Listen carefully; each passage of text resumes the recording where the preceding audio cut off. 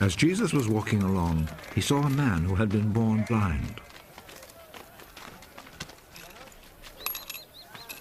Teacher, whose sin caused him to be born blind? Was it his own or his parents' sin? His blindness has nothing to do with his sins or his parents' sins. He is blind so that God's power might be seen at work in him. As long as it is day, he must keep on doing the work of him who sent me. Night is coming, and no one can work. While I am in the world, I am the light for the world.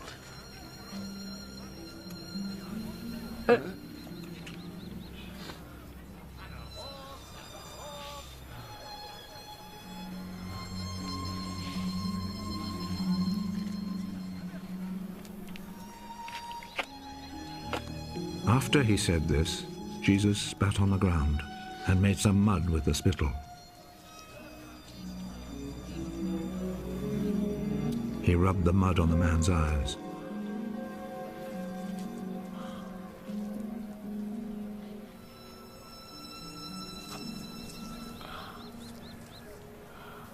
Go and wash your face in the pool of Siloam.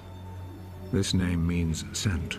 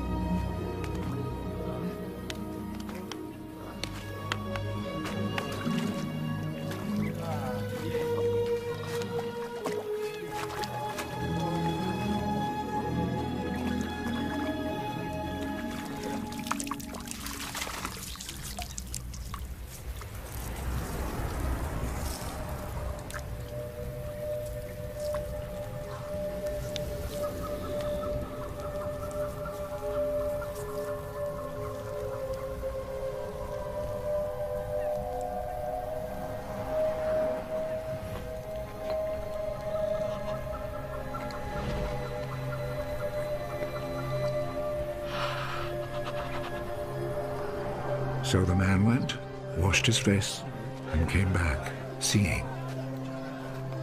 His neighbors then, and the people who had seen him begging before this, asked, "Isn't this the man who used to sit and beg?" He's the one. No, he isn't. He just looks like him. I am the man. How is it that you can now see? The man called Jesus made some mud, rubbed it on my eyes, and told me to go to Siloam and wash my face. So I went, and as soon as I washed, I could see. Where is he? I don't know. Then they took to the Pharisees the man who had been blind.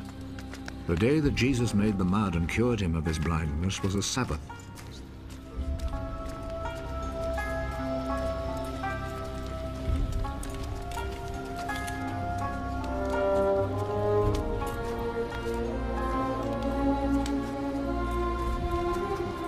The Pharisees then asked the man again how he had received his sight.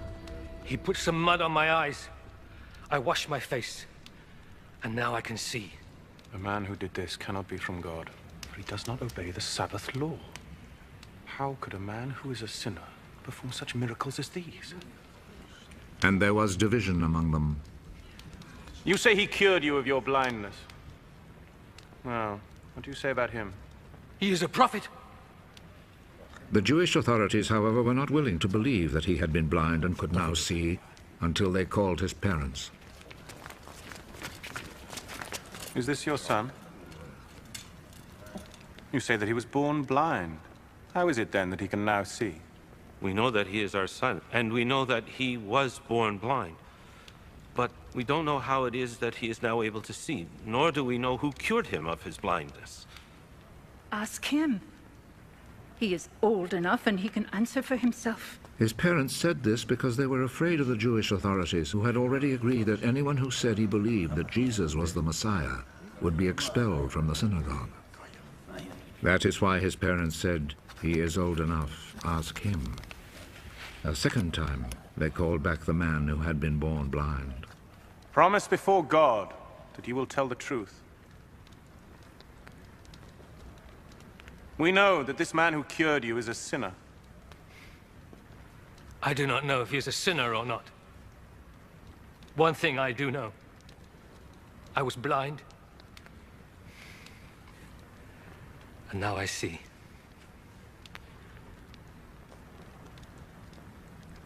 What did he do to you? How did he cure you of your blindness? I have already told you and you would not listen. Why do you want to hear it again? Maybe you too would like to be his disciples. They insulted him and said, You are that fellow's disciple. But we are Moses' disciples. We know that God spoke to Moses. As for that fellow, however, we do not even know where he comes from. What a strange thing that is. You do not know where he comes from, but he cured me of my blindness. We know that God does not listen to sinners. He does listen to people who respect him and do what he wants them to do. Since the beginning of the world, nobody has ever heard of anyone giving sight to a person born blind. Unless this man came from God, he would not be able to do a thing! You were born and brought up in sin! And you are trying to teach us. and they expelled him from the synagogue.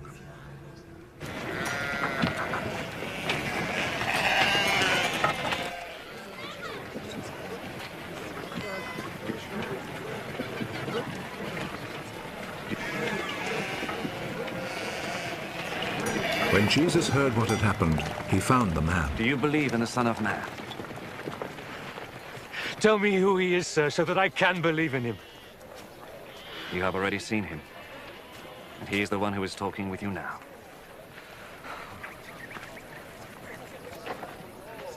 I believe, Lord. And he knelt down before Jesus. I came to this world to judge, so that the blind should see, and those who see should become blind. Some Pharisees who were there with him heard him say this and asked him, Surely you don't mean that we are blind too?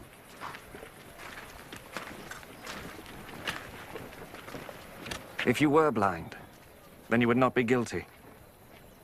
But since you claim that you can see, this means that you are still guilty.